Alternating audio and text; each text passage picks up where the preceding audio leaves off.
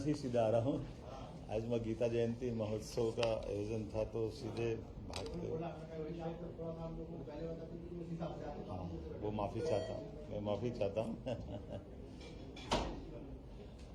हमारी सरकार का 1 वर्ष होने आया है, ऐसे में हमारी सरकार के द्वारा कुछ कार्यक्रमों की रचना बनाई गई, जिसमें एक मुख्यमंत्री जन कल्याण पर्व जो 11 दिसंबर से लेकर 26 दिसंबर तक इसका आयोजन किया जाएगा। इस आयोजनों के लिए वृहद स्तर पर अलग अलग प्रकार के कामों को जोड़ते हुए लगभग 18,354 करोड़ के विकास कार्यों का भूमि पूजन लोकार्पण इस अभियान में किया जाएगा। संपूर्ण प्रदेश में 28 स्थानों पर ये तो चल रहा है, ये चलते है। अब आ रही? नमस्कार, आप तो आ रही है? मैं चलो ये बात बिल्कुल ठीक।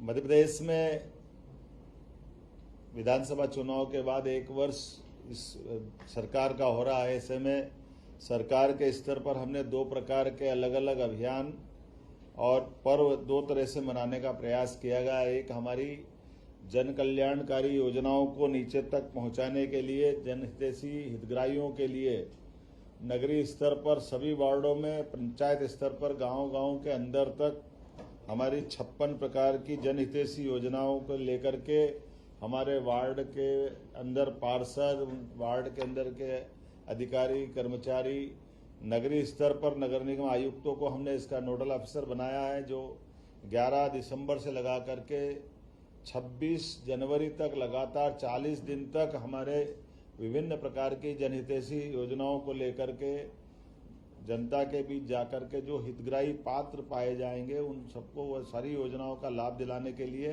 अभियान चलाने का निर्णय किया है। इसी प्रकार से जन कल्याण पर्व के माध्यम से हमारी बड़ी बड़ी योजनाओं को लेकर के प्रदेश के स्तर पर हमने कुछ कार्यक्रम बनाए जो लगभग एक पखवाड़ा के रूप में लगेंगे, जिसको हमने नाम दिया जन कल्याण पर्व के माध्यम से, जिसमें लगभग 18,354 करोड़ के विभिन्न प्रकार के विकास कार्यों का भूमि पूजन और लोकार्पण अलग अलग अवधि में किया जाना प्रस्तावित किया गया है। खास करके हमारे लिए यशस्वी प्रधानमंत्री के आशीर्वाद से हमारे नदी जोड़ो अभियान में हमें बड़ी सफलता मिली है। नदी जोड़ो अभियान में केन बेतवा ये बहुत बड़ी वृहद योजना है। स्वर्गीय भारत रत्न अटल बिहारी वाजपेयी जी ने स्वप्न देखा था कि यह नदी जोड़ो अभियान होना चाहिए। यशस्वी प्रधानमंत्री के आशीर्वाद से भारत की पहली नदी जोड़ो अभियान की पहली योजना केन बेतवा, जो बुंदेलखंड और यूपी दोनों राज्यों के मध्य में लगभग 1 लाख करोड़ की ये योजना है, जिसके माध्यम से हमारी इस योजना के पहले चरण का भूमि पूजन लोकार्पण माननीय प्रधानमंत्री जी समय देंगे तो हम इस पखवाड़े के अंदर ही इस योजना को रखने जा रहे हैं। एक 20 वर्ष से ज़्यादा समय से पार्वती काली सिंध चंबल योजना पे भी हमने सहमति दी है कि हमारे राज्य और राजस्थान दोनों के हित सामान्य है और सहज है। ऐसे में पुराने काल में लंबे समय तक इस योजना को, चूँकि राजनीतिक क्षेत्र में कठिनाई ये रहती कि विपरीत राजनीति के जब राजनेता सरकार बनाते हैं तो कमोबेश इसकी कीमत हमको चुकाना पड़ी है, लेकिन अब भाग्य से राजस्थान और मध्य प्रदेश दोनों की एक ही दल की राजनीति के कार्यकर्ता होने के नाते से यशस्वी प्रधानमंत्री के इस आग्रह से हमने भी कहा कि पार्वती काली सिंध चंबल तीनों का जल आगे जाकर जमुना और जमुना से गंगा में जाता है, अर्थात गंगा बेसिन की नदियां हैं। तो हमारे लिए ये बड़ी योजना पे काम करने का हमने निर्णय किया है। हमने सहमति दी है। आमतौर पर इस पर high court, supreme court, Madhya Pradesh सरकार बहुत दिनों तक लड़ती रही है, लेकिन हमने इसमें समाधान दिया कि इसकी ज़रूरत नहीं है, ये दोनों राज्यों के लिए बेहतर होगी। तो 10 जिले हमारे और बाकी के 13 जिले राजस्थान के, दोनों के बीच में इसका भी एक हमने अपनी जल शक्ति मंत्रालय के माध्यम से स्वीकृति दी, जिसमें लगभग 70,000 करोड़ से ज़्यादा के कामों के प्लान दोनों राज्य बना रहे हैं। यशस्वी प्रधानमंत्री के आशीर्वाद से इस योजना का जब वो चाहेंगे आगे वो अनाउंस करके हमारा MOU पे हमने मन मस्तिष्क से इसमें स्वीकृति सहज रूप से दी है। आपकी जानकारी के लिए बता दूं कि हमारे floating solar park IT park, Sondwa, ऐसे बहुत सारे कार्यक्रमों के साथ बहुत सारे प्रकार से हमने अलग अलग कार्यक्रमों और कामों को जोड़ा, जिसकी विभिन्न प्रकार की योजनाओं के साथ आपको एक पुस्तिका देंगे जिसमें विस्तृत रूप से वो मिलेगा। खास एक बात हमने कहा था कि यशस्वी प्रधानमंत्री के नेतृत्व में 2014 के बाद 2024 तक भारत 5वीं अर्थव्यवस्था बना है और 5 साल में वो तीसरी अर्थव्यवस्था बनेगा। तो स्वाभाविक रूप से राज्यों की अपनी भूमिका होना चाहिए। तो हमने अपनी सरकार के गठन के बाद निर्णय किया था कि जो हमारा 3.25 लाख करोड़ का बजट है, इसको हमने पहले साल में 3.5 लाख करोड़ का और इसको 5 साल के अंदर 7 लाख करोड़ के हमारे अपने निवेश को, हमारे बजट को ले जा करके सभी प्रकार की पुरानी योजनाएं जो जनहितैषी योजना है उस सारी योजना को चालू रखते हुए हमारा जीडीपी बढ़ाने का निर्णय किया है। इसके लिए हमने चरणबद्ध रूप से काम भी चालू किया है। खास करके संभाग केंद्र की रीजनल इंडस्ट्री कॉन्क्लेव हमने जो करना प्रबंध शुरू किया था, तो 6 हमारी रीजनल कॉन्क्लेव हुई है, जिसके माध्यम से हमारा लगभग 2.25 लाख करोड़ के निवेश के प्रस्ताव अभी तक हमारे पास प्राप्त हुए हैं। और इसी के साथ साथ हमारी 6 इंडस्ट्री कॉन्क्लेव उज्जैन, जबलपुर, ग्वालियर, सागर, रीवा और नर्मदापुरम में पिछली 7 दिसंबर तक हुई है। अगला जनवरी में हम अपनी 16 जनवरी को शहडोल संभाग की कॉन्क्लेव करेंगे। इसके तुरंत बाद फरवरी में हमारी ग्लोबल इंडस्ट्री कॉन्क्लेव होगी, जिसके भरोसे से हम विश्व की भी बाकी सारी निवेशक कंपनियों को आमंत्रित करते हुए हमारी सभी प्रकार की व्यवस्था में सहयोग के लिए औद्योगिकरण के इस माहौल में हम अपने प्रदेश वालों को, देश वालों को और विश्व की किसी भी वित्तीय व्यवस्थाओं से सक्षम एजेंसियों को हमारी सभी प्रकार की औद्योगिक निवेश की व्यवस्थाओं से जोड़ना चाहेंगे। मध्य प्रदेश का सौभाग्य है कि मध्य प्रदेश में पर्याप्त जल राशि है, पर्याप्त लैंड बैंक है, हमारी भूगर्भ क्षमता अर्थात माइनिंग के सेक्टर में हमने यशस्वी प्रधानमंत्री के नेतृत्व में साफ सुथरी हमारी जो खदानों की नीलामी की गई, इसमें मध्य प्रदेश सरकार को भारत सरकार के द्वारा प्रथम पुरस्कार दिया गया। ये हमारे लिए ये भविष्य की माइनिंग की बड़ी संभावनाओं में से हमारे लिए अब हम आगे प्रयास कर रहे हैं कि जो हमारा 10,000 करोड़ का इससे जो राजस्व प्राप्त होता है ये 5 साल में 50,000 करोड़ तक पहुंचे। और मुझे इस बात की प्रसन्नता है कि इसी साल लगभग 15,000 करोड़ के निवेश के हमारे करीब हम पहुंच रहे हैं। उम्मीद करेंगे इसी प्रकार से हमारी बाकी चीज़ों में भी, जैसे कृषि उत्पादक क्षमता हमारी बहुत अच्छी हुई है, लेकिन कृषि उत्पादक के साथ साथ हम अपने किसानों की आय बढ़ाने के लिए दूध उत्पादन में भी हमारी बड़ी भूमिका देख रहे हैं। और उसके आधार पर जो अभी 9% दूध उत्पादन क्षमता देश के अंदर कंट्रीब्यूशन में हमारी है, हम 5 साल में इसको 20% तक ले जाना चाह रहे हैं। इसी सिलसिले में लगभग हमारी जो नेशनल डेयरी डेवलपमेंट बोर्ड के माध्यम से MOU हुआ है, वो हमारी सभी दूध से बने हुए उत्पाद और उत्पाद से भी किसानों को ठीक से आय मिले। और हमने भी निर्णय किया कि दूध खरीदने पे भी हमारी सरकार बोनस प्रारंभ करेगी, अर्थात किसानों की आय बढ़ाने के लिए फसल उत्पादन के साथ साथ दूध उत्पादन में भी उनकी अपनी आय बढ़े, इस दिशा में हम काम कर रहे हैं। कुछ स्थायी प्रकृति के काम भी बहुत सारे चालू किए हैं, साथ ही साथ चिकित्सा क्षेत्र में भी हमने काम किया है। यद्यपि कुछ आंकड़े आपको जरूर बताना चाहूँगा। 2004-05 तक जब हमारी सरकार माननीय उमा जी के नेतृत्व में बनी, बाद में बाबूलाल जी गौर के नेतृत्व में बनी, बाद में शिवराज सिंह जी के नेतृत्व में बनी, तो हमारे 2005-04 के पहले हमारे पास कुल 5 मेडिकल कॉलेज थे। और 5 मेडिकल कॉलेज की तुलना में हमारे पास 2023-24 तक आज की स्थिति में हमने, मेरे आने के बाद 3 मेडिकल कॉलेज चालू हुए, उसके पहले के और बाद के मिलाकर के आज 30 मेडिकल कॉलेज हमारे अपने मध्य प्रदेश में हुए हैं। लेकिन ये 1 साल के अंदर हमारे 14 मेडिकल कॉलेज PPP पे और 8 हमारे निर्माणाधीन है, अर्थात अब 1.25 से 1.5 साल के अंदर लगभग हम 50 मेडिकल कॉलेज अपने यहाँ राज्य में लाएंगे। ये सबसे तेज गति से बढ़ने वाले हमारे मेडिकल चिकित्सा की दृष्टि से बड़ी उपलब्धि रहेगी। इसी प्रकार से 5 आयुर्वेदिक मेडिकल कॉलेज इसी साल हमने खोलने का निर्णय किया है। कुल मिलाकर के चिकित्सा की सभी विधाओं में लगातार प्रोत्साहन देने के कारण से 55 एक्सीलेंस कॉलेज भी हमने अपनी नई शिक्षा नीति के अंतर्गत राज्य सरकार द्वारा खोले गए, जहां पहली बार अपने कॉलेजों के अंदर सभी प्रकार की शिक्षा में प्रोत्साहन देते हुए महाविद्यालय के विद्यार्थियों को भी बस से आने जाने की सुविधा ये अपनी मध्य प्रदेश सरकार द्वारा प्रारंभ की गई है। हमने उम्मीद की है कि जिस प्रकार से गुड गवर्नेंस के लिए काल के प्रवाह में बड़ी बड़ी फैक्ट्रियां बंद हो जाती थी, मजदूरों को अपने हक के लिए कोर्ट कचहरी के चक्कर लगाना पड़ते हैं। उदाहरण के लिए हुकुमचंद मिल का 30 साल से उनके हक का पैसा मजदूरों का 7,000 मजदूरों का पेंडिंग था।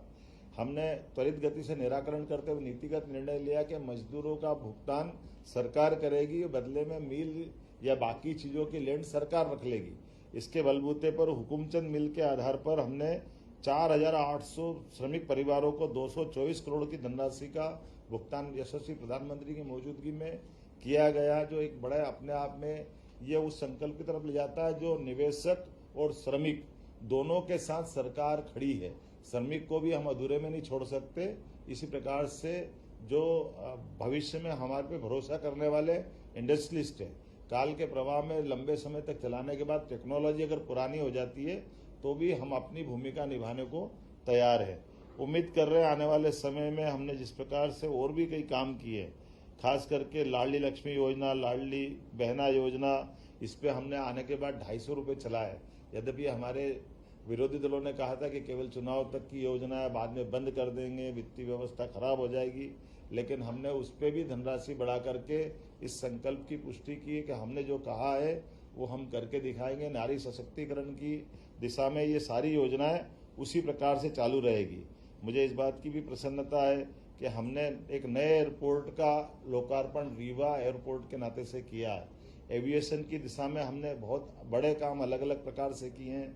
उसी के सिलसिले में हमारे अपने रीजनल एयर कनेक्टिविटी भी बढ़ाई है, जिसके आधार पर टूरिज्म को लेकर के सिंगरौली, भोपाल, रीवा, सतना ऐसे कई छोटे सेक्टर में भी हमने अपनी लोकल हवाई सेवा भी उपलब्ध कराई, जो हवाई यातायात के साथ साथ पर्यटन को भी बढ़ावा दे रही है।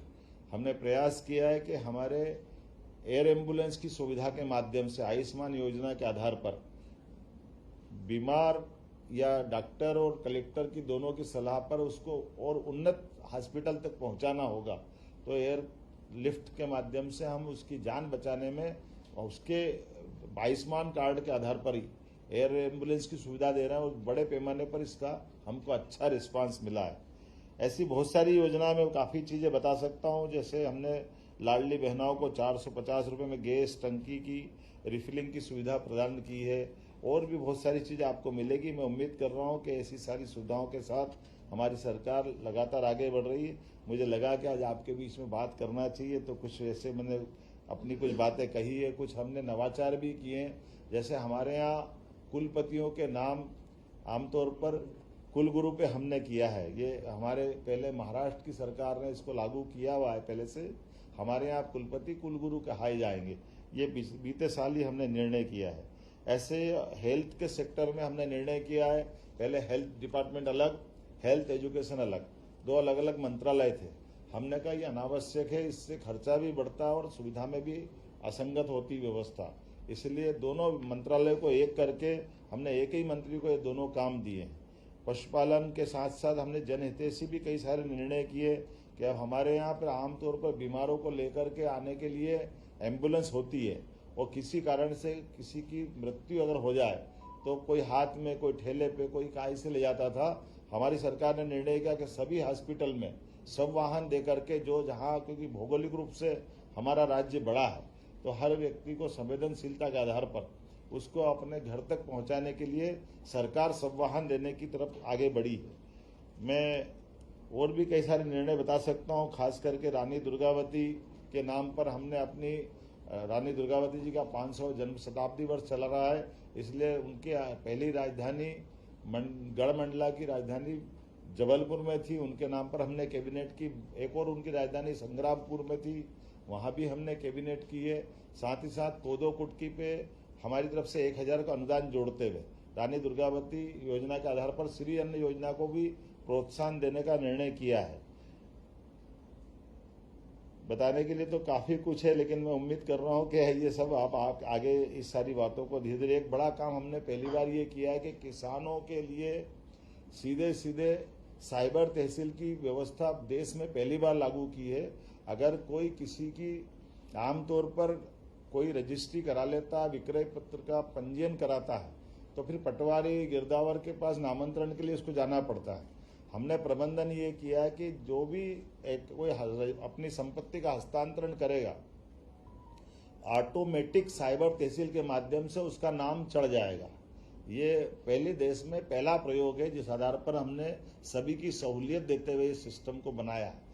इसके भी 3 चरण है। पहले एक बड़ा नंबर अकेला उसका हो रहा था, बाद में 1/2 वालों को भी ले रहे हैं, अब 1/3 अर्थात 1 नंबर के 3 हिस्से हो गए, तो तीनों का भी पंजीयन हमारे साथ हो ही जाएगा। इसी प्रकार से प्रधानमंत्री जी के एक पेड़ में माँ के नाम, इस अभियान के लिए भी हमने काम चलाया। पुराने जल स्रोतों के संरक्षण और पुनर्जीवन के लिए भी जल गंगा अभियान हमने चलाया है। और ऐसे ही साथ साथ हमारे यहाँ पर आमतौर पर आज़ादी के पहले जो पुलिस बैंड थे, जिसके आधार पर हमारी अपनी 15 अगस्त और 26 जनवरी की सभी परेड अच्छी गरिमा के साथ होती थी। काल के प्रभाव में धीरे धीरे करके वो बैंड के लोग रिटायर होते गए और पद समाप्त होते गए।